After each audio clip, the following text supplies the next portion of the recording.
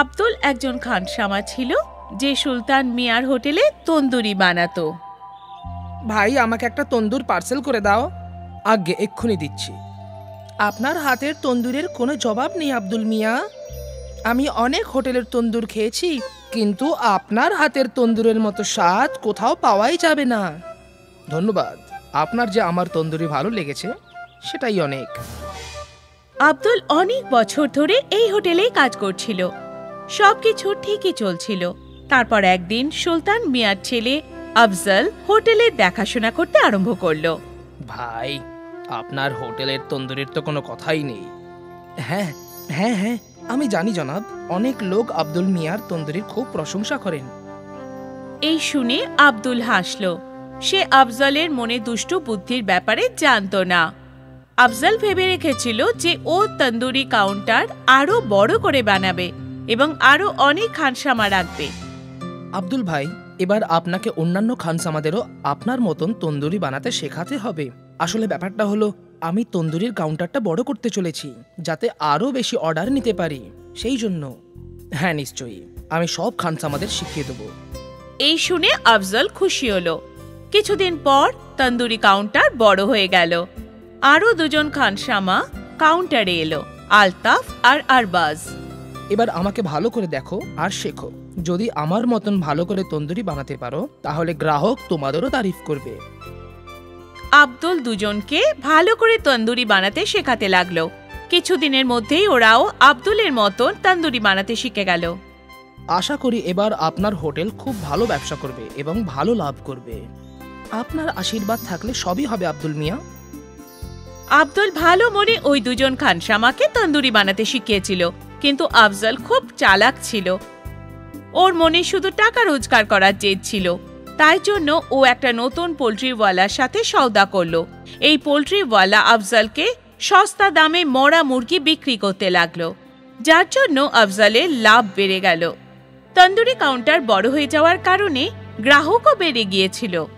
সবকিছু ঠিকঠাক চলছিল, কিন্তু একদিন যখন আব্দুল বেশ রাত পর্যন্ত হোটেলে ছিল, তখন হোটেলের মালিক সুলতান সেখানে এলো। বাবা আফজল, কেমন চলছে হোটেল? খুব ভালো আব্বা। আমি শুনেছি তুই নাকি পোল্ট্রিওয়ালা বদলে দিয়েছিস। হ্যাঁ আব্বা, এই পোল্ট্রিওয়ালা আমাদের কম দামে মুরগি দিচ্ছে। আচ্ছা, কিন্তু কি করে দিচ্ছে? কারণ সেই মুরগিগুলো আগে থেকেই মরা। ইয়া খোদা, এ কি পাপ করছিস বাবা? এটা ভুল। এরকম পাপ করো না। যদি আমাদের তন্দুরি খেয়ে কারোর শরীর খারাপ হয় তাহলে খোদা আমাদের ক্ষমা করবেন না বাবা। এরকম কিছুই হবে না আব্বা, সব হোটেলওয়ালাই এটাই করে। আমার সব বন্ধুদের হোটেলে এটাই হয়। এখনো কারোর শরীর খারাপ হয়নি, আর আগেও হবে না। আমার কাজ ছিল তোমাকে সাবধান করা, বাকি তোমার ইচ্ছা। এখন এই হোটেল তোমার, আর তুমি এটার মালিক। ভালো হোক বা মন্দ হোক সেটা তোমার সিদ্ধান্ত, ঠিক আছে? সুলতান সাহেব ওখান থেকে চলে গেলেন। এই পুরো কথাবার্তা আব্দুল শুনে নিয়েছিল। কিছুক্ষণ পরে সেও নিজের বাড়ির দিকে চলে গেল। রাত্রে আব্দুল এই ব্যাপারে চিন্তা করতে লাগলো। আমি এমন জায়গায় কাজ করতে পারবো না যেখানে মানুষের শরীর স্বাস্থ্য নিয়ে খেলা করা হয়। এটা একদম ভুল কাজ। কিন্তু আফজল মিয়া আমার কথা শুনবে না। ভালো এটাই হবে যে আমি এই কাজটা ছেড়ে দিই। আব্দুল ভেবে নিয়েছিল যে ও সুলতান হোটেলে খানসামার কাজ ছেড়ে দেবে। পরের দিন সকালেও হোটেলে গেল। আমি কাল সবকিছু শুনে নিয়েছিলাম। এই কাজ করতে আমার মন আমাকে সায় দিচ্ছে না। আমি এই হোটেল ছেড়ে চলে যাচ্ছি। ভালো কথা। তোমার কি মনে হয় তুমি চলে গেলে আমার হোটেল বন্ধ হয়ে যাবে? কখনোই না। কিন্তু তুমি অন্য কোনো হোটেলে কখনো কাজ পাবে না।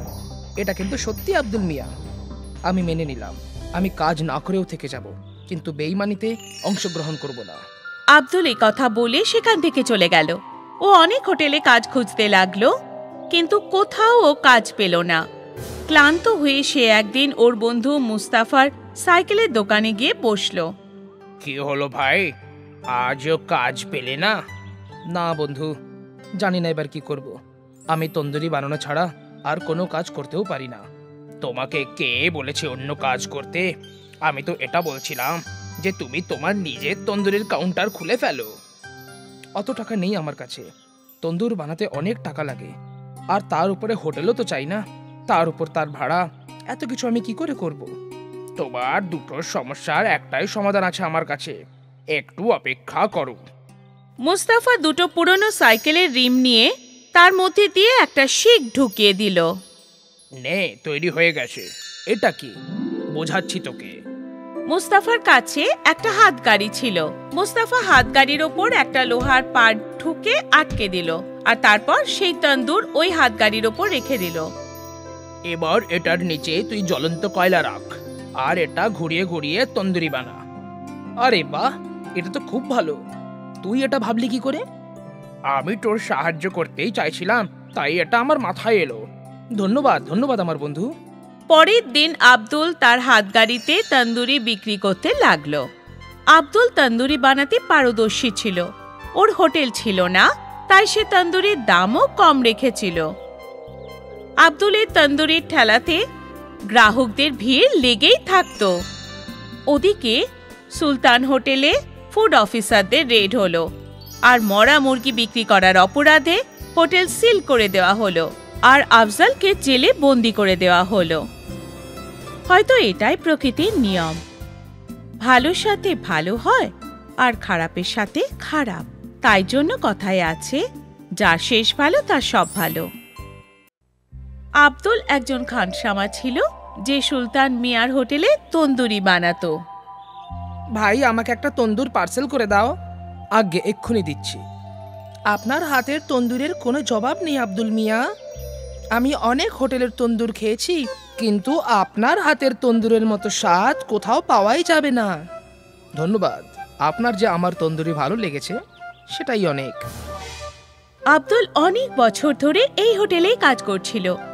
সবকিছু ঠিকই চলছিল। তারপর একদিন সুলতান মিয়ার ছেলে আফজল হোটেলের দেখাশোনা করতে আরম্ভ করলো। ভাই, আপনার হোটেলের তন্দুরির তো কোনো কথাই নেই। হ্যাঁ হ্যাঁ হ্যাঁ, আমি জানি জনাব, অনেক লোক আব্দুল মিয়ার তন্দুরির খুব প্রশংসা করেন। এই শুনে আব্দুল হাসল। সে আফজলের মনে দুষ্টু বুদ্ধির ব্যাপারে জানতো না। আফজল ভেবে রেখেছিল যে ও তন্দুরি কাউন্টার আরো বড় করে বানাবে এবং আরো অনেক খানসামা রাখবে। আব্দুল ভাই, এবার আপনাকে অন্যান্য খানসামাদেরও আপনার মতন তন্দুরি বানাতে শেখাতে হবে। আসলে ব্যাপারটা হলো, আমি তন্দুরির কাউন্টারটা বড় করতে চলেছি, যাতে আরো বেশি অর্ডার নিতে পারি, সেই জন্য। হ্যাঁ নিশ্চয়ই, আমি সব খানসামাদের শিখিয়ে দেবো। এই শুনে আফজল খুশি হলো। কিছুদিন পর তন্দুরি কাউন্টার বড় হয়ে গেল। আরো দুজন খানসামা কাউন্টারে এলো, আলতাফ আর আরবাজ। এবার আমাকে ভালো করে দেখো আর শেখো। যদি আমার মতন ভালো করে তন্দুরি বানাতে পারো, তাহলে গ্রাহক তোমাদেরও তারিফ করবে। আব্দুল দুজনকে ভালো করে তন্দুরি বানাতে শেখাতে লাগলো। কিছুদিনের মধ্যেই ওরাও আব্দুলের মতন তন্দুরি বানাতে শিখে গেল। আশা করি এবার আপনার হোটেল খুব ভালো ব্যবসা করবে এবং ভালো লাভ করবে। আপনার আশীর্বাদ থাকলে সবই হবে আব্দুল মিয়া। আব্দুল ভালো মনে ওই দুজন খানসামাকে তন্দুরি বানাতে শিখিয়েছিল, কিন্তু আফজল খুব চালাক ছিল। ওর মনে শুধু টাকা রোজগার করার জেদ ছিল। তাই জন্য ও একটা নতুন পোল্ট্রিওয়ালার সাথে সওদা করলো। এই পোল্ট্রিওয়ালা আফজলকে সস্তা দামে মরা মুরগি বিক্রি করতে লাগলো, যার জন্য আফজলের লাভ বেড়ে গেল। তন্দুরি কাউন্টার বড় হয়ে যাওয়ার কারণে গ্রাহকও বেড়ে গিয়েছিল। সবকিছু ঠিকঠাক চলছিল, কিন্তু একদিন যখন আব্দুল বেশ রাত পর্যন্ত হোটেলে ছিল, তখন হোটেলের মালিক সুলতান সেখানে এলো। বাবা আফজল, কেমন চলছে হোটেল? খুব ভালো আব্বা। আমি শুনেছি তুই নাকি পোল্ট্রিওয়ালা বদলে দিয়েছিস। হ্যাঁ আব্বা, এই পোল্ট্রিওয়ালা আমাদের কম দামে মুরগি দিচ্ছে। আচ্ছা, কিন্তু কি করে দিচ্ছে? কারণ সেই মুরগিগুলো আগে থেকেই মরা। ইয়া খোদা, এ কি পাপ করছিস বাবা? এটা ভুল, এরকম পাপ করো না। যদি আমাদের তন্দুরি খেয়ে কারোর শরীর খারাপ হয়, তাহলে খোদা আমাদের ক্ষমা করবেন না বাবা। এরকম কিছুই হবে না আব্বা, সব হোটেলওয়ালাই এটাই করে। আমার সব বন্ধুদের হোটেলে এটাই হয়। এখনো কারোর শরীর খারাপ হয়নি, আর আগেও হবে না। আমার কাজ ছিল তোমাকে সাবধান করা, বাকি তোমার ইচ্ছা। এখন এই হোটেল তোমার, আর তুমি এটার মালিক। ভালো হোক বা মন্দ হোক, সেটা তোমার সিদ্ধান্ত, ঠিক আছে? সুলতান সাহেব ওখান থেকে চলে গেলেন। এই পুরো কথাবার্তা আব্দুল শুনে নিয়েছিল। কিছুক্ষণ পরে সেও নিজের বাড়ির দিকে চলে গেল। রাত্রে আব্দুল এই ব্যাপারে চিন্তা করতে লাগলো। আমি এমন জায়গায় কাজ করতে পারবো না যেখানে মানুষের শরীর স্বাস্থ্য নিয়ে খেলা করা হয়। এটা একদম ভুল কাজ। কিন্তু আফজল মিয়া আমার কথা শুনবে না। ভালো এটাই হবে যে আমি এই কাজটা ছেড়ে দিই। আব্দুল ভেবে নিয়েছিল যে ও সুলতান হোটেলে খানসামার কাজ ছেড়ে দেবে।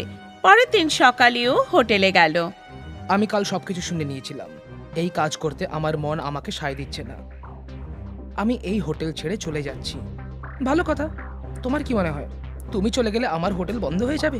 কখনোই না। কিন্তু তুমি অন্য কোনো হোটেলে কখনো কাজ পাবে না। এটা কিন্তু সত্যি আব্দুল মিয়া। আমি মেনে নিলাম। আমি কাজ না করেও থেকে যাব, কিন্তু বেঈমানিতে অংশগ্রহণ করব না। আব্দুল এই কথা বলে সেখান থেকে চলে গেল। ও অনেক হোটেলে কাজ খুঁজতে লাগলো, কিন্তু কোথাও ও কাজ পেল না। ক্লান্ত হয়ে সে একদিন ওর বন্ধু মুস্তাফার সাইকেলের দোকানে গিয়ে বসলো। কি হলো ভাই, আজও কাজ পেলে না? না বন্ধু, জানি না এবার কি করব। আমি তন্দুরি বানানো ছাড়া আর কোনো কাজ করতেও পারি না। তোমাকে কে বলেছে অন্য কাজ করতে? আমি তো এটা বলছিলাম যে তুমি তোমার নিজের তন্দুরির কাউন্টার খুলে ফেলো। অত টাকা নেই আমার কাছে। তন্দুর বানাতে অনেক টাকা লাগে, আর তার উপরে হোটেলও তো চাই না। তার উপর তার ভাড়া, এত কিছু আমি কি করে করব? তোমার দুটো সমস্যার একটাই সমাধান আছে আমার কাছে, একটু অপেক্ষা করো। মুস্তাফা দুটো পুরনো সাইকেলের রিম নিয়ে তার মধ্যে দিয়ে একটা শিক ঢুকিয়ে দিল। নে, তৈরি হয়ে গেছে। এটা কি? বোঝাচ্ছি তোকে। মুস্তাফার কাছে একটা হাতগাড়ি ছিল। মুস্তাফা হাতগাড়ির ওপর একটা লোহার পাট ঢুকে আটকে দিল, আর তারপর সেই তন্দুর ওই হাতগাড়ির ওপর রেখে দিল। এবার এটার নিচে তুই জ্বলন্ত কয়লা রাখ, আর এটা ঘুরিয়ে ঘুরিয়ে তন্দুরি বানা। আরে বাহ, এটা তো খুব ভালো। তুই এটা ভাবলি কি করে? আমি তোর সাহায্য করতেই চাইছিলাম, তাই এটা আমার মাথায় এলো। ধন্যবাদ ধন্যবাদ আমার বন্ধু। পরের দিন আব্দুল তার হাতগাড়িতে তন্দুরি বিক্রি করতে লাগলো। আব্দুল তন্দুরি বানাতে পারদর্শী ছিল। ওর হোটেল ছিল না, তাই সে তন্দুরির দামও কম রেখেছিল। আব্দুলের তন্দুরির ঠেলাতে গ্রাহকদের ভিড় লেগেই থাকতো। ওদিকে সুলতান হোটেলে ফুড অফিসারদের রেড হলো, আর মরা মুরগি বিক্রি করার অপরাধে হোটেল সিল করে দেওয়া হলো, আর আফজলকে জেলে বন্দি করে দেওয়া হলো। হয়তো এটাই প্রকৃতির নিয়ম। ভালোর সাথে ভালো হয়, আর খারাপের সাথে খারাপ। তাই জন্য কথায় আছে, যার শেষ ভালো তার সব ভালো। অঞ্জু আর সাগরের পরিবার দিল্লির কাছে গোপালপুর নামের এক গ্রামে থাকত। ওর মা স্কুলে আয়ার চাকরি করত, আর বাবা অসুস্থ হওয়ার জন্য বাড়িতেই থাকত। অঞ্জু, রিমোট দে। আমি ফাইট দেখছিলাম, তুই মাঝখানে কোথা থেকে এলি? বাবা দেখো না, আমি জল খেতে গেছিলাম, সেই ফাঁকে ও রিমোট নিয়ে নিয়েছে। বাবা, ও 2 ঘন্টা ধরে ফাইট দেখছে, আমি রিমোট দেব না। তোর যত বাজে বাজে সব নাটক রোজ হয়, একদিন না দেখলেই বা কি হয়? নিজেদের মধ্যে ঝগড়া না করে এক এক করে নিজেদের জিনিস দেখে নাও। তোরা দুজন আবার লড়াই শুরু করেছিস। মা, আজ তুমি এত তাড়াতাড়ি চলে এলে? স্কুল কি আজও বন্ধ? হ্যাঁ বাবু, স্কুল আজ আবার বন্ধ। জানি না কবে খুলবে। মনে হয় এই চাকরি ছাড়তে হবে। আজ তোরা কি খাবি বল? মা, আজ রাজমার ভাত খাবো। আপনার হাতে রাজমা ভাত খেতে খুবই ভালো লাগে।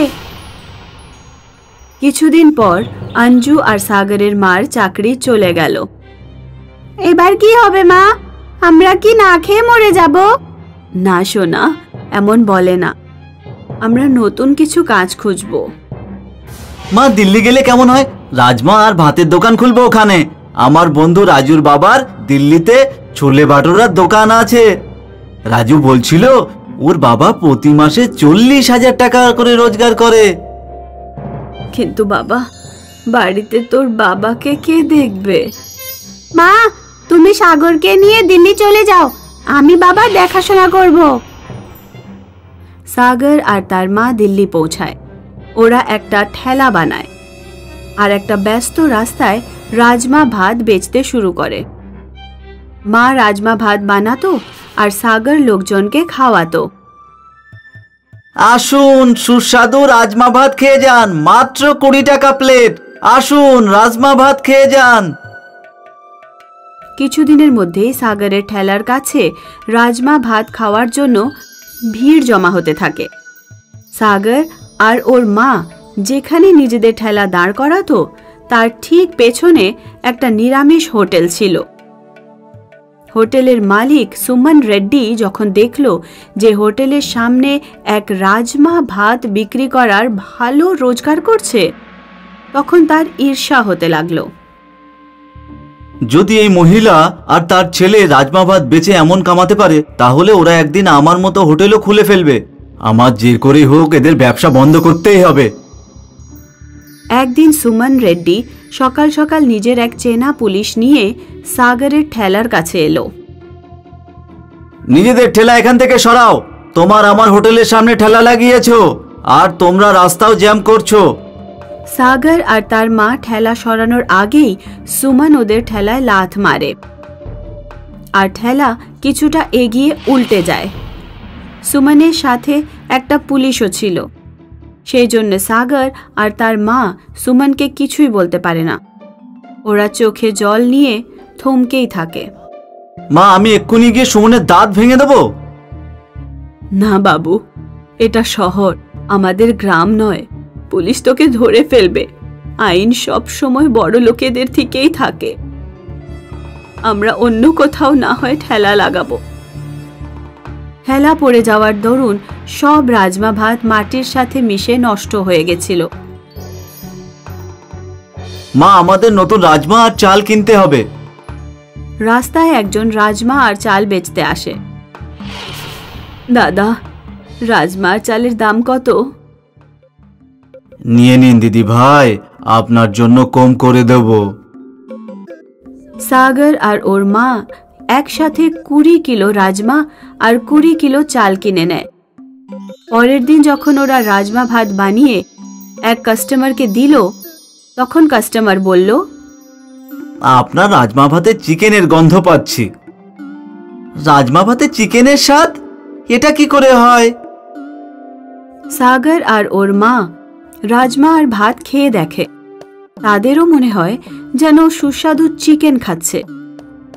মানুষের মধ্যে রাজমা ভাতে চিকেনের স্বাদের কথা ছড়িয়ে পড়ে আর দূর দূর থেকে মানুষ সাগরের ঠেলায় এসে রাজমা ভাত খেতে থাকে।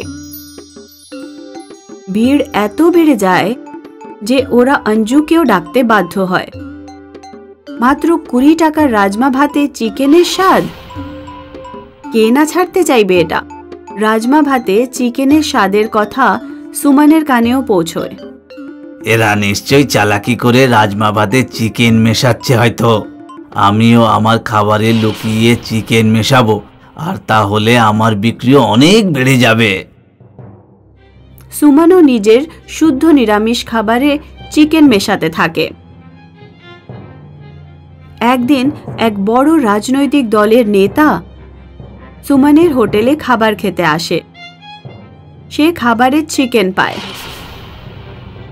এই হোটেলের মালিক, এটা কি? তুমি আমার খাবারে চিকেন মিশিয়ে আমার ধর্ম ভ্রষ্ট করছো।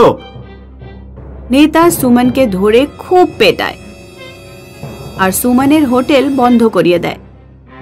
ওদিকে সাগরের ঠেলাতে ননভেজ খাওয়ার লোক বেড়েই চলেছিল। অবশেষে বাধ্য হয়ে সুমন সাগরের মায়ের কাছে পৌঁছলো। দিদি ভাই, আমি আপনার সাথে যা করেছি তার জন্য ক্ষমা চাইছি। আমার হোটেল আর চলছে না। আপনি যদি আমার হোটেল কিনে নেন, আমি খুব খুশি হব।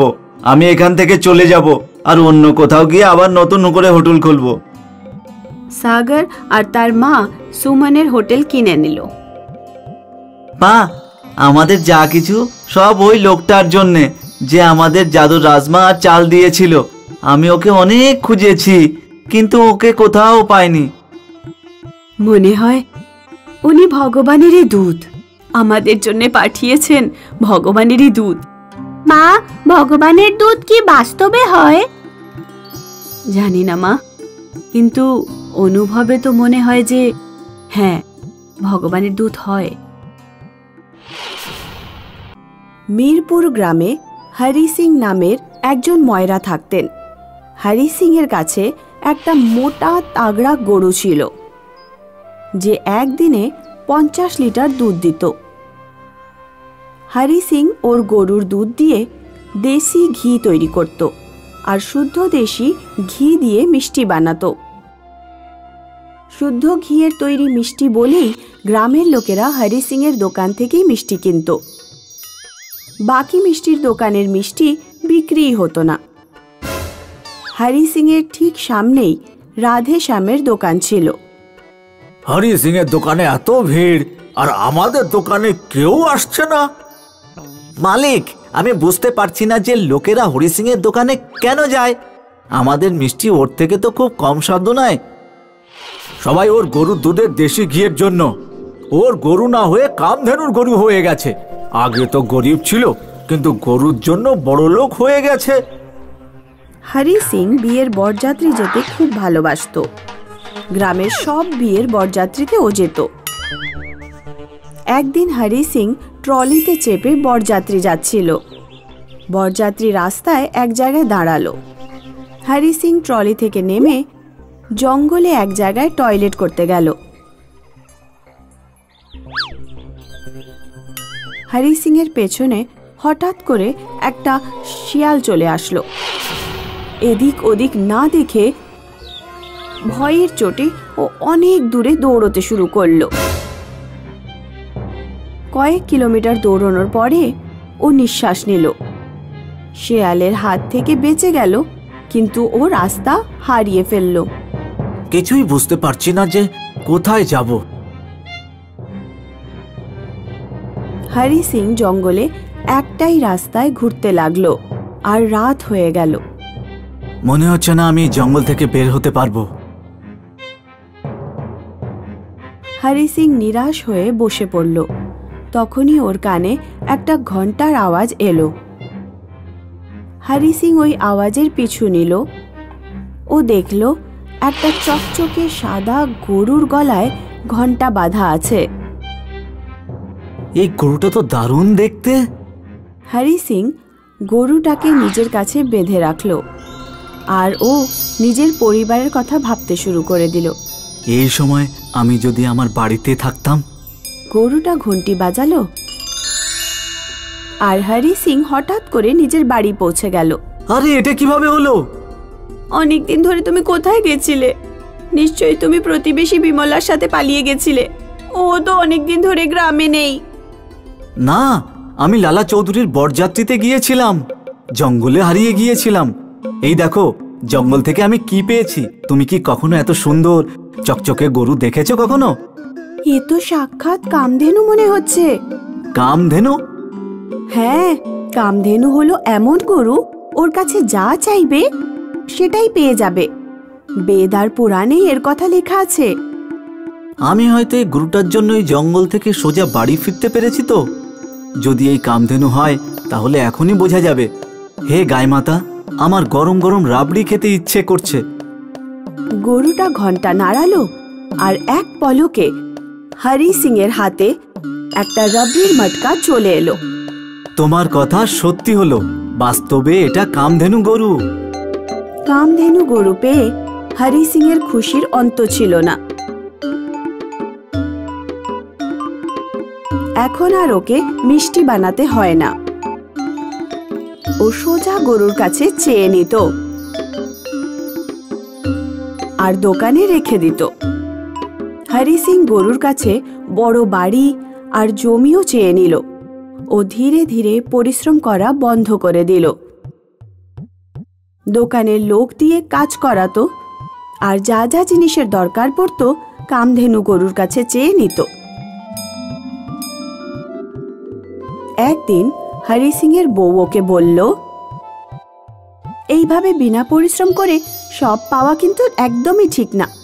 ঈশ্বর আমাদের এই জন্য কামধেনু গরু দেয়নি যে আমরা একদম অলস আর অকেজো হয়ে যাই।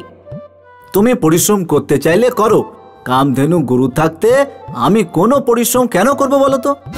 হরি সিং নিজের পুরনো গরুর খেয়াল রাখা বন্ধ করে দিয়েছিল। ওর খেয়াল না রাখার জন্য ওই গরুটা একদম দুর্বল হয়ে পড়েছিল। একদিন রাধে শ্যাম হরি সিং এর বাড়িতে এলো আর ও পুরনো গরুটা কিনতে চাইলো। তুমি যা দিতে চাও দিতে পারো, এমনিতেও পুরনো গরুটার কোনো প্রয়োজন নেই। রাধে শ্যাম পুরনো গরুটার খুব ভালোভাবে দেখাশোনা করলো আর ওর ঘি দিয়ে মিষ্টি বানিয়ে বিক্রি করতে শুরু করলো। রাধে শ্যামের ভালো বিক্রি শুরু হয়ে গেল। ওইদিকে হরি সিং বিনা পরিশ্রম করে সব রকম সুখ সুবিধা ভোগ করছিল।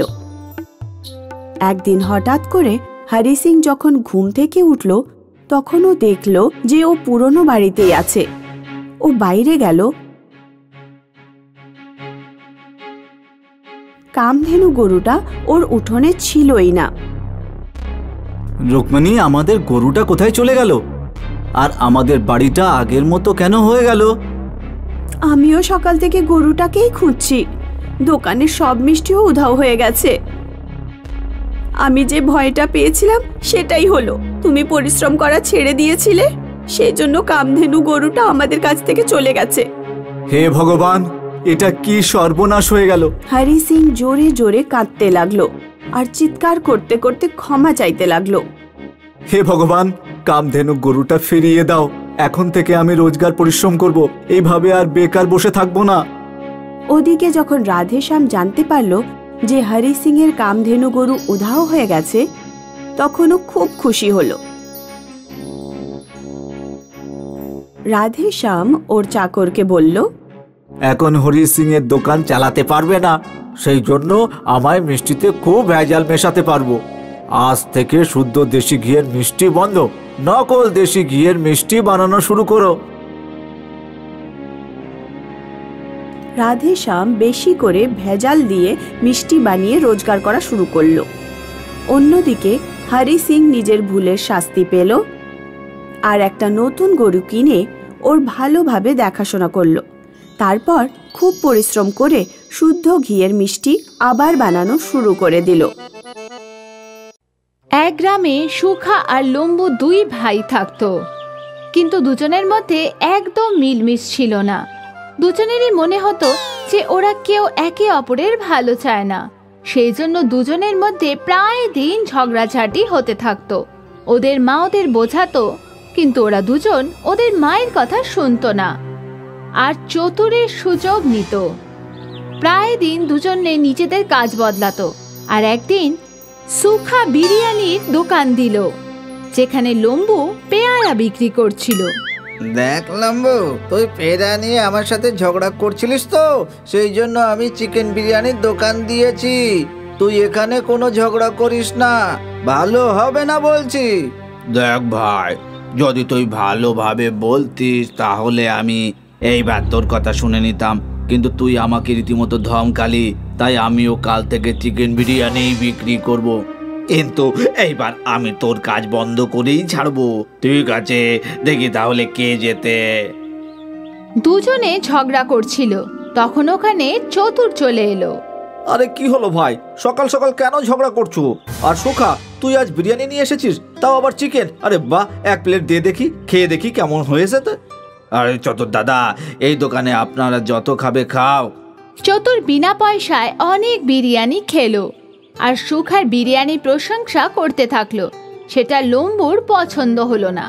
সুখা, তুই তো দারুণ বিরিয়ানি বানিয়েছিস, খেয়ে শান্তি পেলাম, খরিদ্দারেরও খুব ভালো লাগবে। আরে দাদা, তুমি কাল আমার হাতের বানানো বিরিয়ানি খেয়েও আঙুল চাটতেই থাকবে। ঠিক আছে, কালকে দেখা যাবে। এখন তুমি পেয়ারা খাও, তোমার পেয়ারাও দারুণ খেতে। একটু প্রশংসা পেয়ে লম্বু খুশি হয়ে গেল। চতুর বিনা পয়সায় পেয়ারা পেয়ে গেল।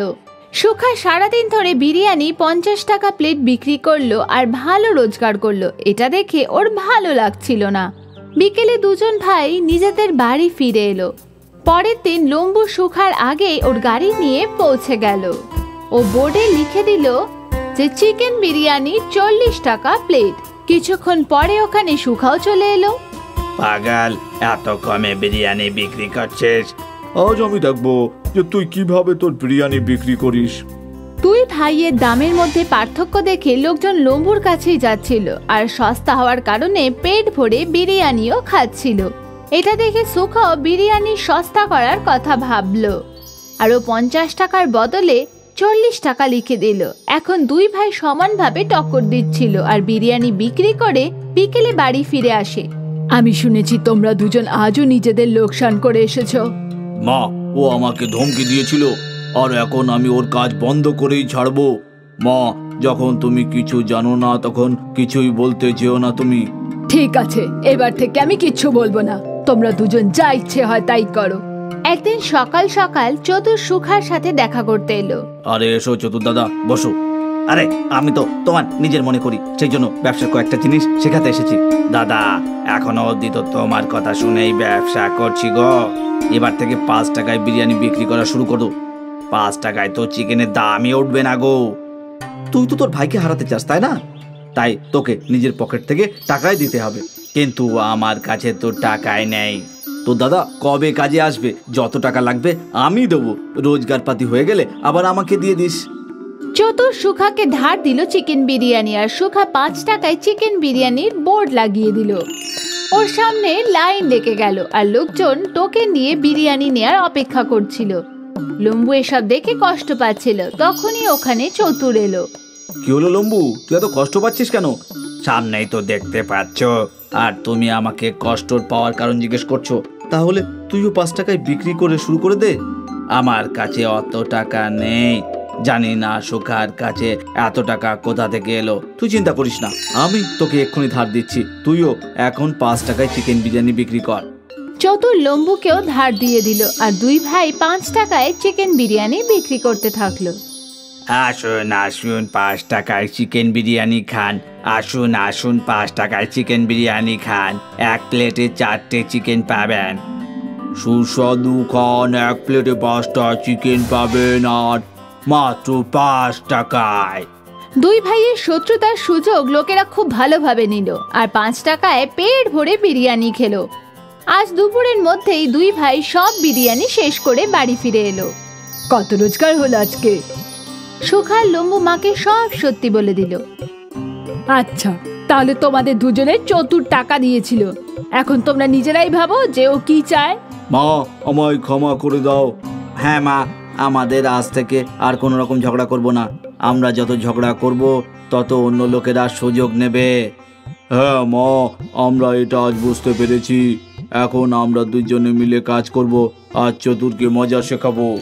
দুই ভাই একটা গাড়িতেই বিরিয়ানি রাখলো আর বোর্ডে লিখলো লম্বু সুখার চিকেন বিরিয়ানি।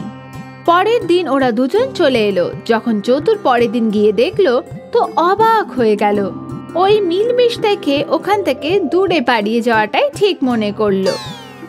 বন্ধুরা, এর থেকে আমরা শিক্ষা পাই যে আমাদের মিলেমিশে থাকা উচিত, নয়তো অন্য কেউ এই সুযোগ নিয়ে চলে যাবে। আর পাশাপাশি এরকম লোকের কাছ থেকে সামনে থাকা উচিত, নয়তো কিছুদিনের মধ্যেই ডুবে যাবে।